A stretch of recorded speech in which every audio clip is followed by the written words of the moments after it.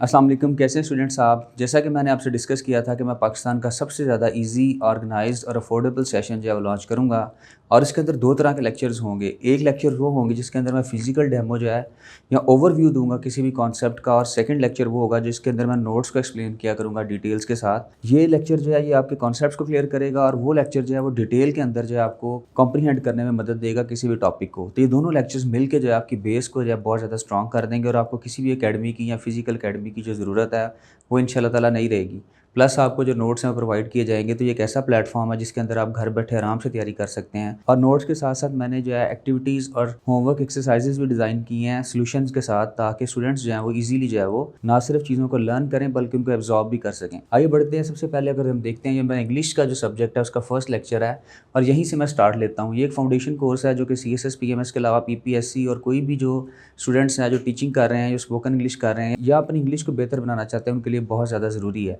लेकिन जो हमारा मेन कोर्स है, जो हमारा मेन ट्रैक है, that is CSS and PMS, और उसके हवाले से जो है ऐसे राइटिंग या ट्रांसलेशन में सबसे पहले जो मैं स्टूडेंट्स को यहीं से स्टार्ट लेके चलता हूँ। अगर हम थोड़ी देर के लिए नज़र दौड़ाते हैं पेपर के ऊपर, तो मैंने इसको जो है स्ट्रेटेजिकली डिज़ाइन किया हर चीज़ को। आइए देखते हैं। सबसे पहले कॉम्प्रीहेंशन का पेपर है इंग्लिश का, CSS का।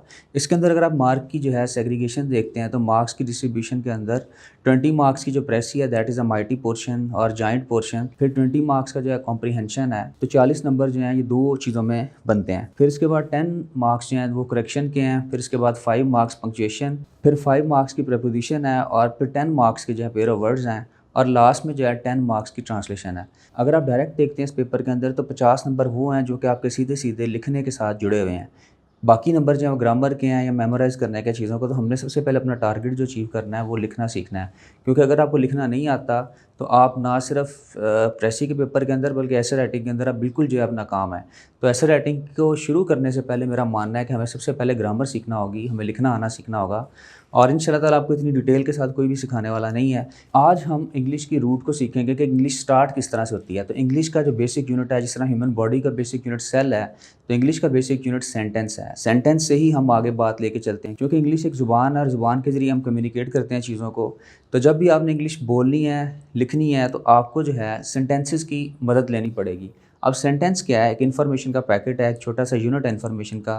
जिस तरह ह्यूमन बॉडी जो है वो सेल से मिलकर बना हुआ है और एक मकान ईंटों से मिलकर बना हुआ है, इसी तरह जो कोई भी ज़ुबान है वो सेंटेंसेस से मिलकर बनी हुई है। तो आइए बढ़ते हैं सेंटेंस की तरफ। आज हम सेंटेंस को डिटेल में सीखेंगे, और अगर आपको सेंटेंस पे कमांड हो जाती है तो आप इजीली जो है किसी भी ज़ुबान में कम्युनिकेट कर सकते हैं। तो हमने मुख्तलिफ़ तरह के जो सेंटेंसेस हैं उनको ग्रिप करना है। तो आज के इंट्रोडक्टरी लेक्चर के अंदर हम सेंटेंस की सबसे पहले डेफिनेशन देखते हैं। What is sentence? Sentence is a group of words joined by rules of grammar to convey meaning. Simple words में इसमें हमें 3 चीज़ें नज़र आईं। सेंटेंस जो है ग्रुप ऑफ वर्ड्स है, यानी मुख्तलिफ़ अल्फाज का मजमूआ है, जिसके अंदर हम क्या कर रहे हैं, जिसको हम जोड़ रहे हैं रूल्स ऑफ ग्रामर से। यानी हमें ग्रामर आनी चाहिए कि हमने उन ग्रुप ऑफ वर्ड्स को किस तरतीब से जोड़ना है, उसके अंदर से कौन से हेल्पिंग वर्ब्स या पार्ट्स ऑफ स्पीच को किस तरह से अरेंज करना है, वो हम नेक्स्ट लेक्चर में डिस्कस भी करेंगे डिटेल से।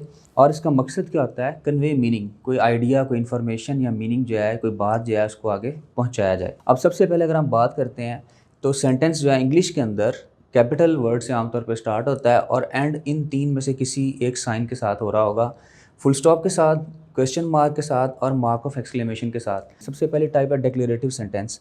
डिक्लेरेशन का मतलब होता है ऐलान करना, इसको असर्टिव सेंटेंस भी बोलते हैं। इसके अंदर हम क्या करते हैं, किसी पॉजिटिव या नेगेटिव इन्फॉर्मेशन को कन्वे कर रहे होते हैं, जैसा कि अली इज़ एब्सेंट टुडे या Ali is not absent today.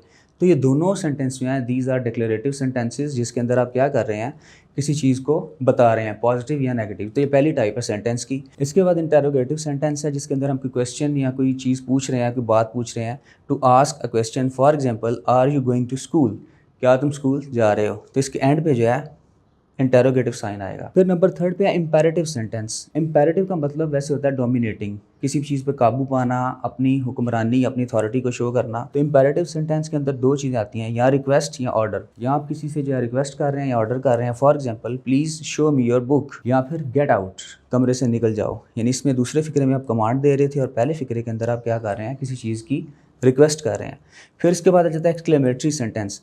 Exclamation का मतलब होता है इजहार करना किसी ताज्जुब का, किसी स्ट्रॉन्ग इमोशन का। फॉर एग्जांपल जब हम कोई सरप्राइजिंग चीज़ देखते हैं, कोई बड़ी इंटरेस्टिंग चीज़ देखते हैं तो हम क्या कहते हैं, या बिला साख्ता हमारे अंदर से कोई चीज़ जो है वो निकलती है, जैसे व्हाट अ ब्यूटीफुल डे। आप ट्रिप पे जाते हैं, आप किसी जगह पे जाते हैं, आपको कोई हैरत अंगेज चीज़ नज़र आती है, then we will use exclamatory sentence. और लास्ट में आ जाता है हमारे पास ऑप्टेटिव सेंटेंस। ऑप्टेटिव सेंटेंस क्या है?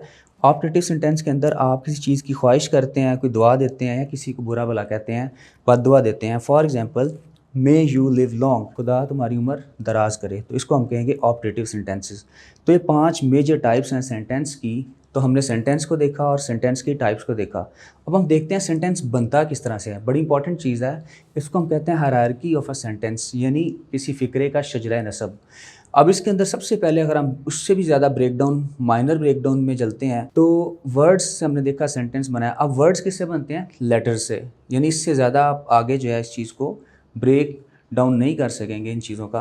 तो सबसे पहले जो बेसिक यूनिट है वर्ड का भी वो लेटर है, और लेटर्स को अगर हम मीनिंगफुल तरीके से मिलाते हैं, अपनी मर्ज़ी से नहीं, एक ख़ास तरतीब से, तो क्या बन जाता है? वर्ड बन जाता है। तो हम वर्ड की डेफिनेशन क्या कह सकते हैं? A meaningful combination of letters. फिर उसके बाद जो वर्ड्स हैं वो फ्रेजेस और क्लासेस बनाते हैं। ये बड़ी इंपॉर्टेंट चीज़ है। आज हम फ्रेज और क्लास में डिफरेंस जो है वो भी सीखेंगे।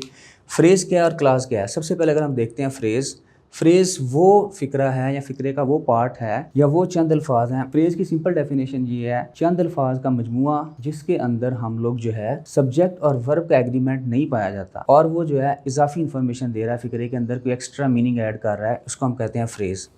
जबकि क्लॉज जो है इसके अंदर डेफिनेट सब्जेक्ट वर्ब का एग्रीमेंट पाया जाता होगा। इसकी मिसाल किस तरह से है, यहाँ पे देखें, a big boy in the room. ये दो मैंने जो है मिसालें आपके सामने रखी हैं, number 1, number 2। A big boy, अब अगर हम गौर करें, ये 3 अल्फाज हैं जो कि एक यूनिट के तौर पे फ़िक्रे में काम करेंगे। इस पूरे फ़िक्रे को अगर मैं बोलता हूँ a big boy is running, तो यहाँ पे इसको हम कहेंगे ये नाउन फ्रेज़ है, यानी ये फ़िक्रे के अंदर सब्जेक्ट का काम कर रहा है। और बॉय के साथ बिग और आ, बॉय के साथ बिग और आ एक डिटर्मिनर है, एक एडजेक्टिव है। ये हम नेक्स्ट लेक्चर्स में डिटेल से पढ़ेंगे। लेकिन एक फ़िक्रे के अंदर जो है इसके पास अपना जो है, अगर हम गौर करें फ़र्क क्या है, यहाँ पे दूसरी मिसाल देखें, ही प्लेस। अब क्लॉज जो है बेसिकली ये दो लफ्ज़ों का मजमूआ है जो कि आपस में, एक सब्जेक्ट है इसमें काम करने वाला और एक वर्ब है, और दोनों का आपस में एग्रीमेंट है। यानी ही के साथ प्ले जो है एक फाइनाइट वर्ब है। फाइनाइट से मुराद है आगे वर्ब ट्रांसफ़र नहीं हो रहा बल्कि इसके साथ मिल के काम कर रहा है, तो इसलिए इसको हम कहते हैं क्लॉज, जिसके अंदर सब्जेक्ट और वर्ब का एग्रीमेंट है। लेकिन अगर हम इसकी मिसाल देखते हैं, a big boy in the room, ये दो फ्रेजेस थे, इनके अंदर अपना कोई मतलब क्लियर नहीं हो रहा। जब ये किसी बड़े फ़िक्रे के साथ जुड़ेंगे तो उसको कोई मतलब दे देंगे, या उसके अंदर कोई इजाफी इन्फॉर्मेशन जो है वो देंगे। अब इसकी मिसाल नीचे देखते हैं, फंक्शन देखिएगा। फ्रेज प्रोवाइड्स एक्स्ट्रा या एडिशनल इन्फॉर्मेशन, जबकि क्लॉज जो है acts as the main part. Clause जो है वो मेन पार्ट के तौर पे काम कर रहा होता है, और फ्रेज जो है वो एक्स्ट्रा इन्फॉर्मेशन दे रहा होता है। अब यहाँ पे मिसाल देखिएगा, he plays cricket in the morning. अब यहाँ पे ही काम करने वाला, सब्जेक्ट, काम करने वाले को सब्जेक्ट कहते हैं हम। प्ले जो है मेन वर्ब है, खेलना, वो खेलता है, प्रेजेंट डेफिनेट का फ़िक्र है, चूँकि इसके एंड पे एस लगा हुआ है ही के साथ। ही प्लेज क्रिकेट, क्या खेलता है? क्रिकेट खेलता है। इन द मॉर्निंग, सुबह के वक़्त। अब इन द मॉर्निंग जो है अगर हम गौर करें तो मेन फ़िक्रा जो था वो खेलता है यहाँ तक था, ठीक है। इसको हम कहेंगे क्लॉज। क्यों? एक सब्जेक्ट, क्लॉज के लिए मेन शर्त क्या है? सब्जेक्ट और वर्ब का एग्रीमेंट। लेकिन उसके बाद जो क्रिकेट है या इन द मॉर्निंग है, ये एक्स्ट्रा चीज़ें हैं, तो इनको हम क्या कहेंगे? फ्रेज़। अच्छा, मॉडर्न और ट्रेडिशनल ग्रामर का मैं आपको फ़र्क बता देता हूँ। मॉडर्न ग्रामर के अंदर हम एक लफ्ज़ को भी फ्रेज़ कह सकते हैं, क्योंकि ये सिंपल फ्रेज़ है क्रिकेट, और इन द मॉर्निंग एक अलहदा फ्रेज़ है। फ्रेज़ करता क्या है? फ़िक्रे के अंदर जो है या ऑब्जेक्ट के तौर पे आ रहा होगा, क्योंकि क्रिकेट सबसे सिंपल फ्रेज़ है। इसके साथ आप नाइस क्रिकेट, या फिर इसके साथ अगर स्ट्रीट क्रिकेट लग जाता, यानी नाउन के साथ कोई उसकी खूबी लग जाती, तो एक कंप्लीट जो है वो फ्रेज़ बन जाना था। लेकिन मॉडर्न इंग्लिश वन वर्ड को भी फ्रेज़ कंसिडर करती है, और ये फंक्शन किसके तौर पे कर रहा है? ऑब्जेक्ट के तौर पे।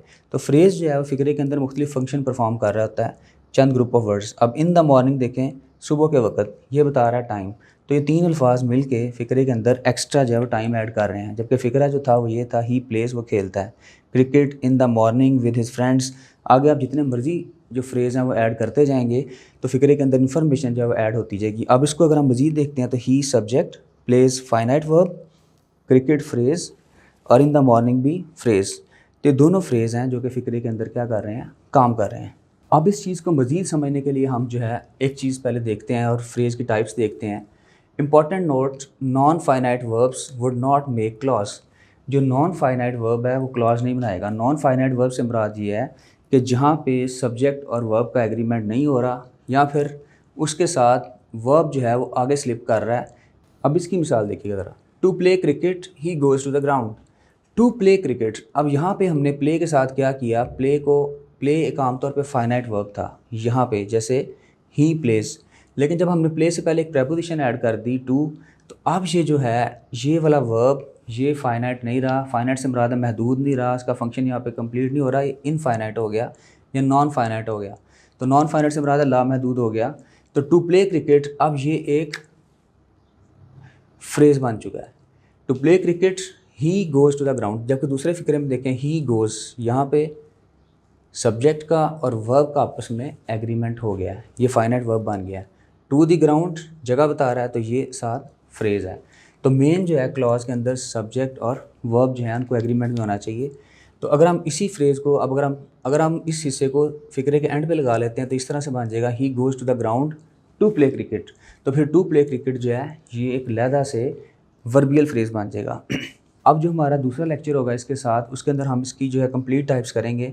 लेकिन यहाँ पे जो मेन टाइप्स हैं फ्रेज़ की वो हम डिस्कस करते हैं। नाउन फ्रेज़, नाउन फ्रेज़ से मुराद ये होता है कि जब कुछ चंद अल्फाज फिक्रे में मेन नाउन के तौर पे काम कर रहे हैं जिसके अंदर जो नाउन है वो हेड वर्ड है। For example she watched, clause पूरा हो गया, शी सब्जेक्ट, वॉच्ड वर्ब, और उसके बाद अ न्यू मूवी, उसने देखी एक नई फ़िल्म। अब ये तीन अल्फाज जो हैं अ न्यू मूवी असल में क्या कर रहे हैं, वर्ब को एक्स्ट्रा इन्फॉर्मेशन दे रहे हैं और किसके तौर पे काम कर रहे हैं। बेसिकली इसको हम ऑब्जेक्ट भी कह सकते हैं फ़िक्रे का। उन्होंने क्या देखा, एक नई मूवी देखी। अब यहाँ पे सब्जेक्ट, वर्ब और ऑब्जेक्ट। अब इस ऑब्जेक्ट के अंदर मूवी जो है वो मेन टारगेट है, मेन वर्ड है और मूवी नाउन है। न्यू उसका जो है क्वालिटी है और आ जो है डिटर्मिनर है। तो ये तीनों वर्ड मिल के नाउन फ्रेज़ के तौर पे काम कर रहे हैं और फ़िक्रे को जो है ऑब्जेक्ट भी कह सकते हैं। तो फ़िक्रे में ये फंक्शन क्या कर रहे हैं, ऑब्जेक्ट, और स्ट्रक्चर वाइज एक नॉन फ्रेज़ है। अच्छा, फ्रेज़ का एक स्ट्रक्चर होगा और एक उसका फंक्शनल हिस्सा होगा।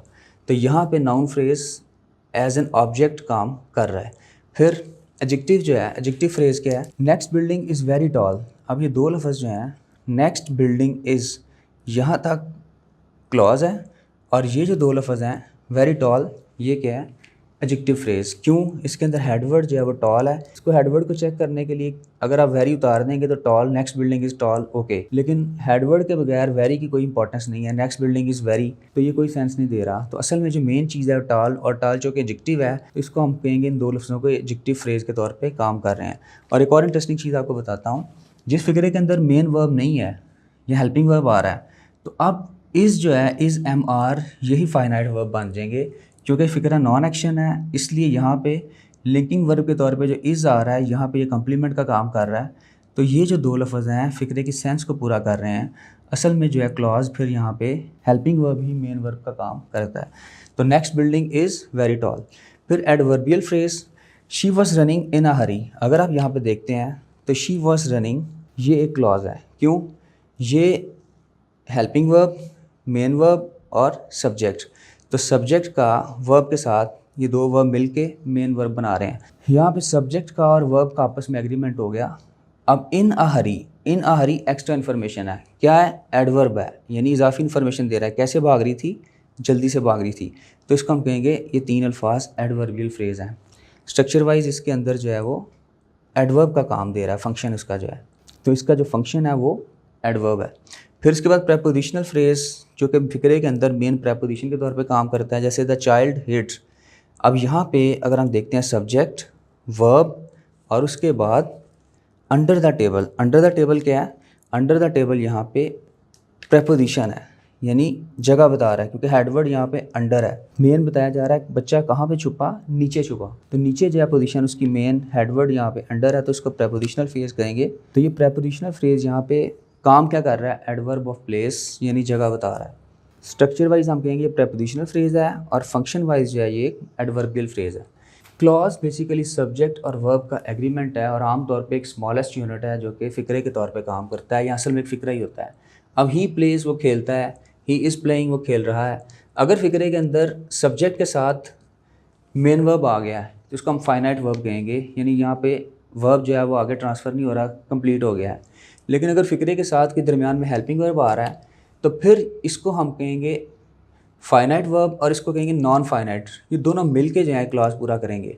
यानी दोबारा देख लें, अगर फ़िक्रे के साथ डायरेक्ट जो वर्ब अटैच हो रहा है, दरमियान में कोई हेल्पिंग वर्ब नहीं आ रहा, तो इसी को हम फाइनाइट वर्ब कहते हैं, क्योंकि ये उसका एक्शन पूरा कर देता है। लेकिन अगर दरमियान में कोई हेल्पिंग वर्ब आ जाता है तो फिर इज़, एम, आर वगैरह या हेल्पिंग वर्ब जो है वो फाइनाइट बन जाएगा और ये नॉन फाइनाइट बन जाएगा, लेकिन दोनों मिलके जो है वर्ब का रोल प्ले कर रहे हैं। तो सब्जेक्ट, हम इसको बिल्कुल सिंपल हम इस तरह कर लेते हैं, सब्जेक्ट और वर्ब, और इसको क्या कहेंगे हम, क्लॉज। अब टू मेन टाइप्स हैं क्लॉज की, एक इंडिपेंडेंट और एक डिपेंडेंट।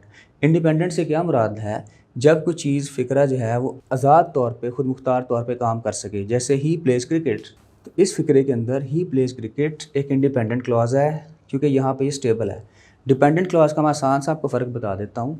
जब किसी क्लॉज के साथ कंजंक्शन ऐड हो जाती है, जैसे, और सबऑर्डिनेट कंजंक्शन ऐड हो जाती है, जैसे व्हेन ही प्लेज़ क्रिकेट। अब जब हमने व्हेन लगाया तो ये सेम फ़िक्रा जो पहले अपना मतलब दे रहा था, अब ये एक सवाल में बदल गया कि जब वह क्रिकेट खेलता है तो फिर क्या होता है। तो विद अ सबऑर्डिनेट कंजंक्शन दो it has subject and verb, अगरचे किसी फ़िक्रे के पास सब्जेक्ट भी हो, वर्ब भी हो, लेकिन जब उसके साथ आप एक सबऑर्डिनेट कंजंक्शन ऐड करेंगे तो क्या बन जाएगा, डिपेंडेंट। और डिपेंडेंट से मुराद है इसको अब इंसार करना पड़ा है किसी और के ऊपर। इसके साथ जब तक आप कोई इंडिपेंडेंट क्लॉज नहीं ऐड करेंगे, ये अपना मतलब कन्वे नहीं कर पाएगा। For example, I shall go if it rains. अब यहाँ पे अगर आप देखते हैं, I shall go if it rains, मैं जाऊँगा कब, जब बारिश होती है। तो इफ़ ने क्या किया, इस फ़िक्रे को अनस्टेबल कर दिया, डिपेंडेंट बना दिया, किसके ऊपर, पहले वाले से के ऊपर। जिसके साथ कोई कंडीशन या कोई सबऑर्डिनेट कंजंक्शन ऐड हो जाती है तो वो बन जाता है dependent clause. Otherwise it rains एक कंप्लीट सेंटेंस है जो कि सेंस पूरी कर रहा है, तो जब इसके साथ इफ़ लगा तो क्या बन गया, if it rains dependent clause. तो ये हमारा एक बेसिक सा ओवरव्यू था सेंटेंस को लेके। अब इसके साथ जो नोट्स का लेक्चर है उसके अंदर हम चीज़ों को मज़ीद डिटेल में देखेंगे, एग्जांपल्स को क्लियर करेंगे, क्योंकि वाइट बोर्ड पे इतनी जगह नहीं होती चीज़ों को क्लियर करने की। तो इस तरह से 2 लेक्चर्स और नोट्स मिलके आपके कॉन्सेप्ट को बहुत ज़्यादा क्लियर कर देंगे। और इस तरह हमारा स्टेप बाय स्टेप जो ग्रामर का लेक्चर है, हम लोग सेंटेंस से स्टार्ट करके फिर पार्ट्स ऑफ स्पीच, और देन फिर आहिस्ता आहिस्ता नॉन एक्शन और फिर एक्शन सेंटेंसेज में tenses, active voice, passive voice, direct indirect, ये पूरा स्केड्यूल जो इसको फॉलो करेंगे। और इस तरह इंशाल्लाह ताला 16 लेक्चर्स के अंदर हम लोग अपनी पहले फाउंडेशन क्लियर करेंगे, फिर हम प्रेसी, कॉम्प्रीहेंशन और बाकी सेगमेंट्स की तरफ मूव करेंगे। तो एक बेसिक सा मेरा स्टाइल था, और बाकी आप इंशाल्लाह ताला क्वेश्चन जो अपने पूछ सकते हैं और सेशन को भी ज्वाइन कर सकते हैं। Thank you so much. मैंने अपना नंबर जो है शेयर कर दिया है। Thank you so much, take care, Allah हाफिज़।